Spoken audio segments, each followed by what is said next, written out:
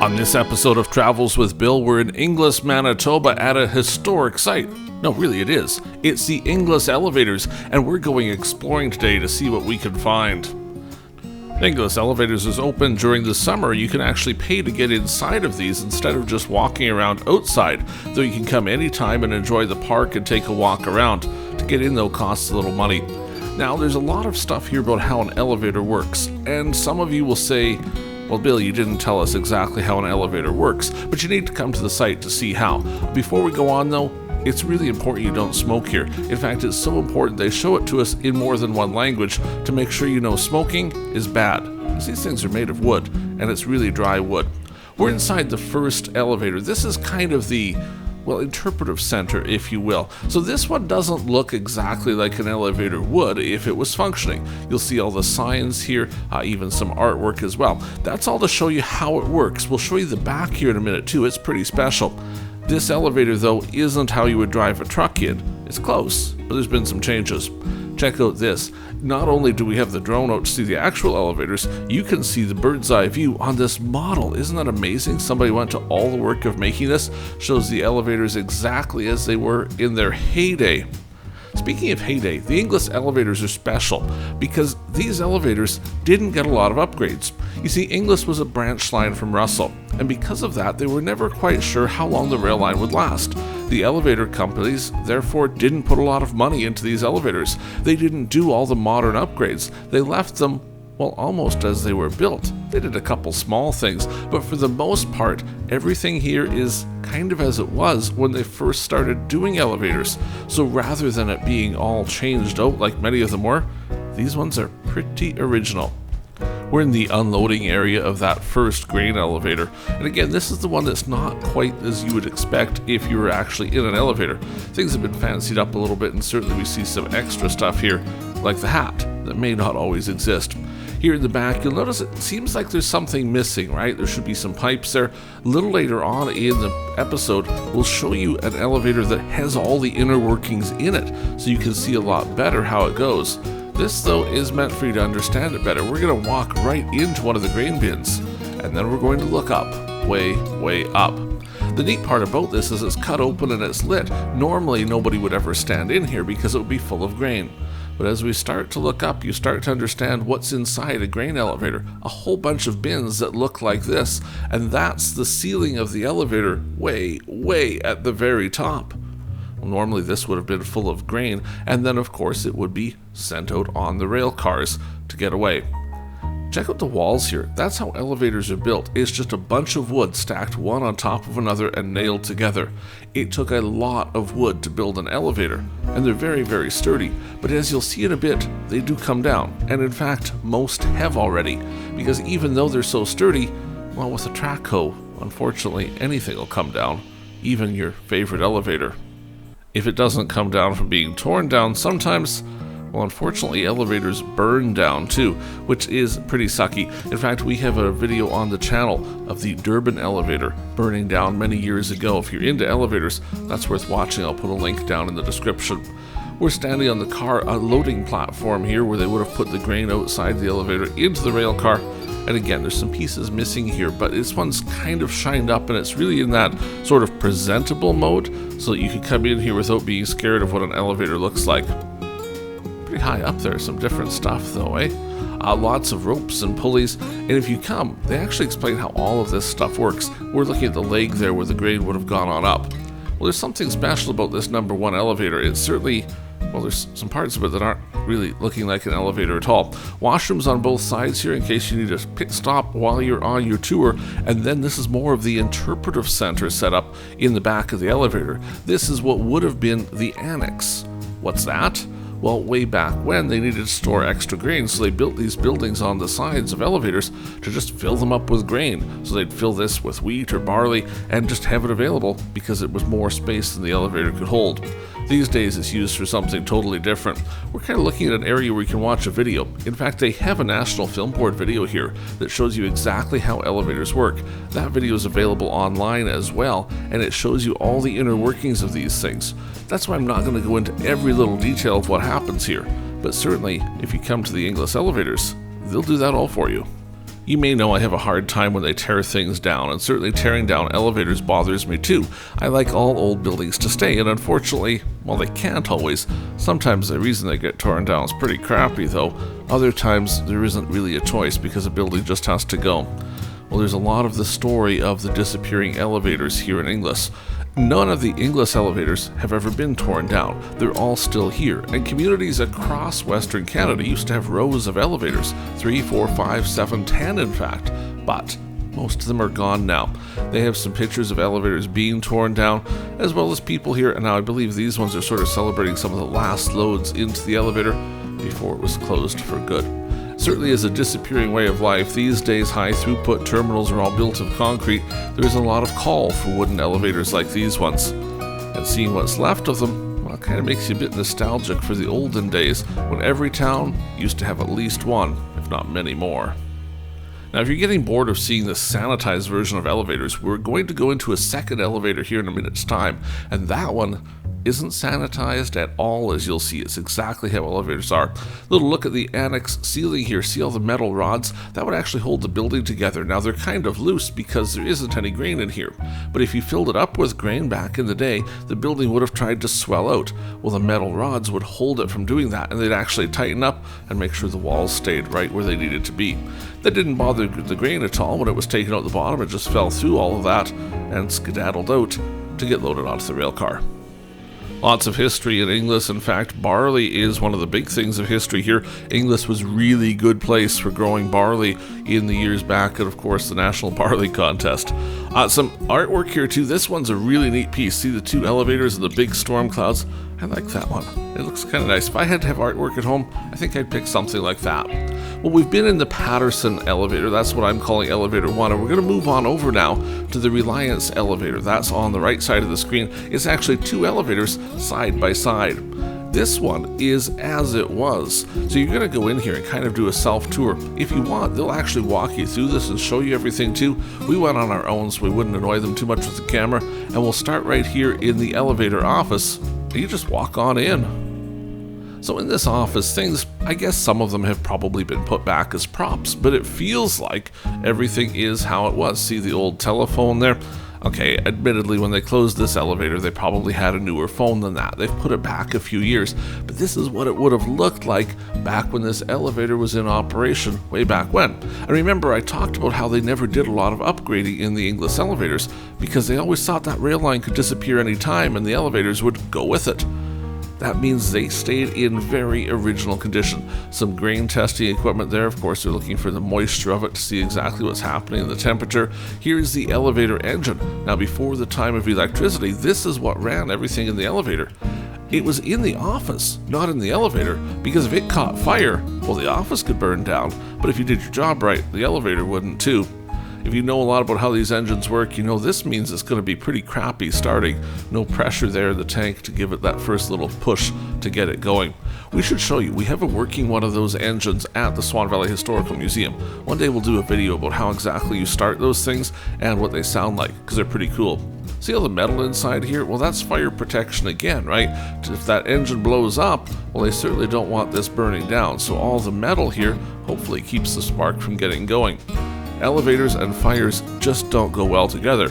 Grain dust is explosive, so even a spark could be enough to make an elevator explode. That makes for a pretty bad day.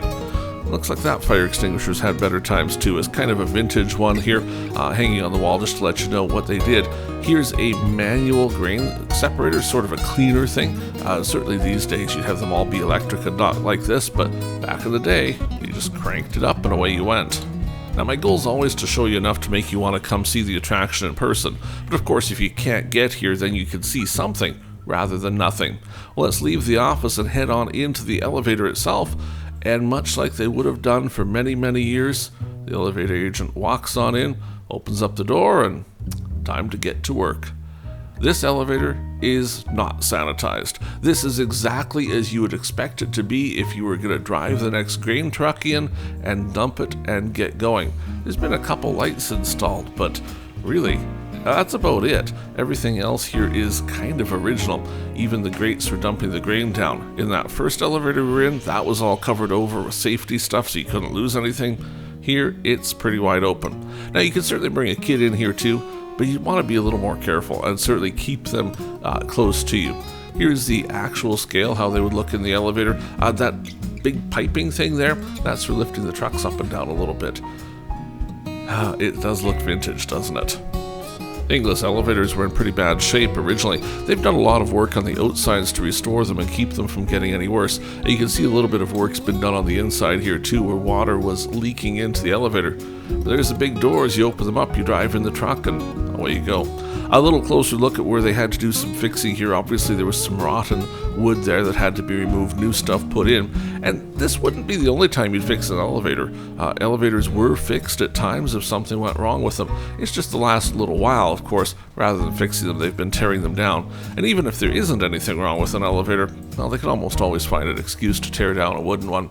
A couple of electric motors here. Over time, these elevators did get electricity to them, whereas in the beginning they didn't have nearly as much, and they went to electric motors. We're walking into kind of that second part of the elevator. Because it's got two elevators side by side, but only one agent, there was actually two different spots you could dump the grain. Two different legs, one up to the top, and two different sets of storage bins. So this is in the smaller part of the elevator, the one that is on the north side, and then we'll also take a look at the elevator on the south side, which is all connected together.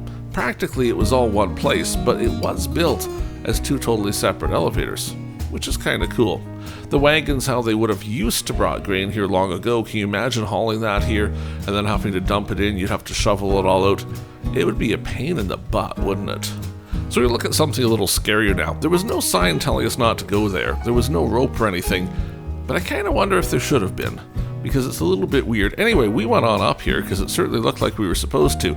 We're going up on top, not all the way to the top of the elevator, but to the second story. That's where they do the grain cleaning. I'll show you some stuff that makes you think, if you have kids, you're not going to take them up here, because no matter how good you hold them, you probably don't want them up here on the second story. That's a grain cleaner though, and that's a big deal for elevators, of course, because they need to clean that grain. They sold that service so you could get your grain cleaned and take it away, but they also cleaned it for some of their own purposes too after they bought the grain. Pretty industrial sized cleaner. You can see the electricity to this one, and there's where a motor would have sat that would have run that big flywheel. The motor's gone, but the rest of it's still here. Neat little bit of a Gerber up there too. If you don't know what that is, well, you have to watch that elevator video on how these things work. That seems to be distributing the little pieces to different little bins here. Certainly it's not the main Gerber. Neat to see how the floor is just cut away so you can get the belts to go through it. But see why you wouldn't want kids up here? The floor just ends, and there's nothing to stop you from just walking on out there and falling a very long way down into the elevator. Take a little peek up here as well. We'll show you those ropes on the bottom side. See, there they are down here back on the main floor. That's what goes up and moves some of those little trap doors up there. This is the main Gerber, I guess, selector you'd call it. That's what I remember of elevators. My earliest memory of elevators is that big wheel and wondering what it did. Well, I'm bigger now, and I know it controls something way at the top of the elevator that decides where the grain goes, because when it comes up to the top, it has to go into a bin. We've moved back a little bit here to the loading platform. This is what would be in an elevator. Remember the last one it was all missing? This is all wood-based in here too. Elevators use a lot of wood because wood doesn't spark. And they don't want sparks, because a spark from static electricity, if there's enough grain dust around, poof, there goes your elevator. So what's happening here is we have chutes coming from each of the bins, and those handles would actually open up the bin and let the grain fall out. Grain would come down the chute into this bucket. It's got a scale on it too, so you know how much grain you've put in there. When you get it to the right spot, you stop the grain coming in, you open the trap door at the bottom, and it falls down into the elevator. Then the elevator takes it all the way back up, and instead of dumping it into a bin, it goes out to the waiting rail car. And that's how you'd load them back in the day. Over time, that was all upgraded, but these ones never were. So this is the original look of how elevators would be if you were working in them 40, 50, 60, 70 years ago. This one doesn't have a man lift. It's got a little ladder to go all the way to the top. That's a very long climb to get up to the top. We're going to hop outside now and take a look at them. The railway tracks obviously don't really go through here anymore. These ones are just left behind. It's been disconnected from Russell for many, many years now. They do have one rail car sitting here though, so you can take a little bit of a look at how the rail cars worked. This isn't the hopper cars. This line was never upgraded to take hopper cars, so they kept using box cars here. Those are grain doors. How it worked was you got your boxcar, you built a little door in it, filled up some grain, built some more door, filled up some more grain. Eventually you got the car full of grain. At the far end, of course, you had to get it all out. And that was kind of a manual process because it had to get out. The new hopper cars changed all of that. But if the rail line couldn't handle them, you were stuck with the grain cars. There's a souvenir shop here at the Inglis Elevators as well, and they have some neat stuff. It's certainly worth bringing some cash with you because you want to take home something to help remember your trip. Admission's not too bad here. Admission's the same whether you have the guided tour or not, so if you don't know a lot about elevators, certainly take the guided tour. You'll enjoy that. Railway spikes for sale as well, $25. They're really historic railway spikes. Those are real ones too. They actually came out of the rail line when they ripped it up. So kind of cool. I don't have a shot of the Inglis elevators at night, and I should have. They're all lit at night, and that's one of the neat things when you drive by Inglis on the highway. It's about 2 miles off the highway, I suppose, to get into Inglis, but you can see the elevators over there in the distance, just like you used to for every prairie town. Well, certainly we've got some more to show you yet. In fact, there's a very neat story about these Inglis elevators. They're quite famous, of course, because people know them all over. See that UGG elevator, how it's got that nice blue sign?